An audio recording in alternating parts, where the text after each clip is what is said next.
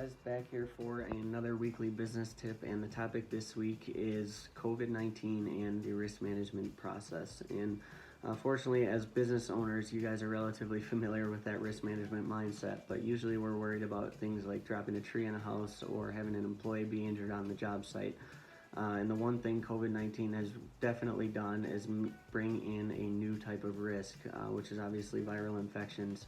And ever since the pandemic started, we've been worrying about a different type of risk than what we're otherwise used to. So what we wanted to do is talk today about the risk management process.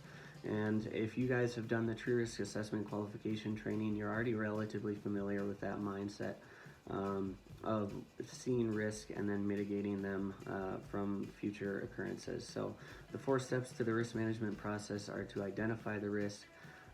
Where is COVID-19 most likely to be transmitted within your business's operations? Then we want to measure the impact that an infection within your organization would have, whether that's a health impact to your employees, to their families, their friends that they're possibly transmitting the virus to, or the financial impact of your business having to shut down for a couple of days because you had 2 people test positive.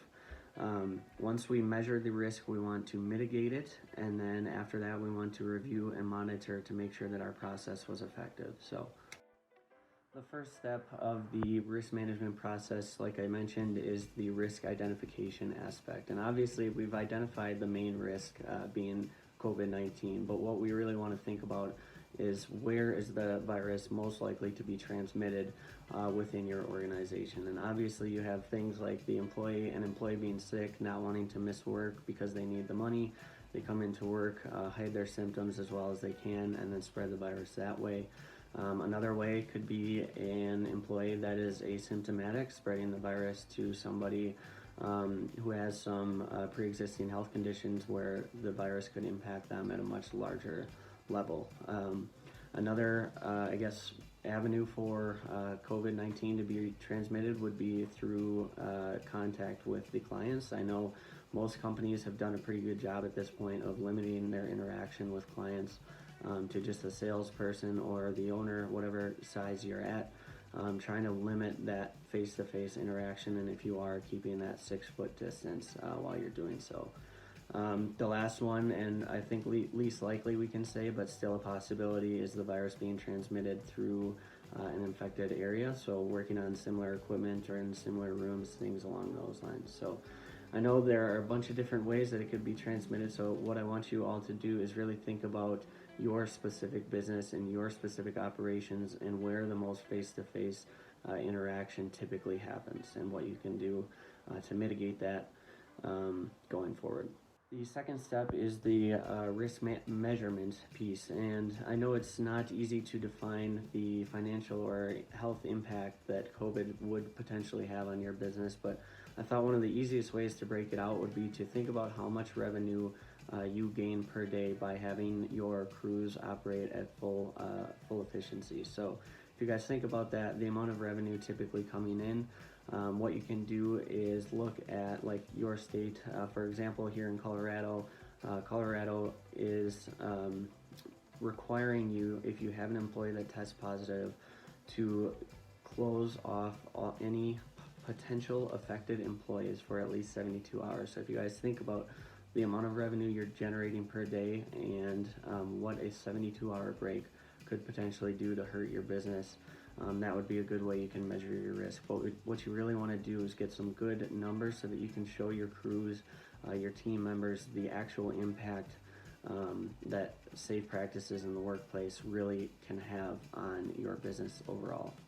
The third and arguably most important step in the risk management process is the risk mitigation piece. And there are really 2 trains of thoughts that you can utilize when you're thinking about risk mitigation.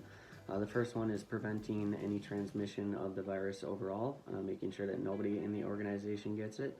The second is going to be, if somebody does get it, what are you doing to make sure that it's not quickly spread throughout the rest of your team members or potentially out to your clients? So if you guys think about the different examples, pretty obvious ones like having 2 employees driving the same trucks. I know a lot of companies are moving to everyone driving their own vehicles. Lunch breaks, I mean, you name it, there are definitely possibilities within the way the tree services work, that the virus could be transmitted. So what you really want to do is follow the guidelines, utilize the resources like CDC, TCIA, OSHA. Make sure that you're following the guidelines like the 6 feet from the social distancing aspect. When your employees are within 6 feet of each other, you want to make sure that they're wearing masks. Making sure you're wiping down and cleaning the equipment, sanitizing areas after you're using them, and things along those lines. Feel free to reach out to us if you guys need more resources in terms of how you should be acting during this pandemic. And the last one is probably the easiest. You've already done all the legwork, reviewing and monitoring your pandemic response plan if you have one of those, or just your risk mitigation tactics in general, making sure that they were efficient. If they weren't efficient, you need to look back and find out where the gap was, so that you're ready going forward should another wave come or another similar situation similar to COVID-19. So those are the 4 pieces to the risk management process, and it's really more of a template, so we want you guys to be able to utilize that and personalize it, tailor it to your business and its operations.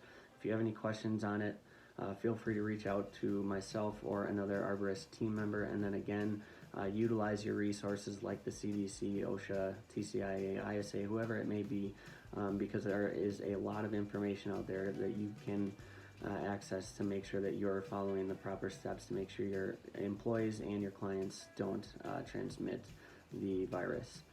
Thank you guys for your time. Again, if you have any questions, feel free to reach out. Thank you.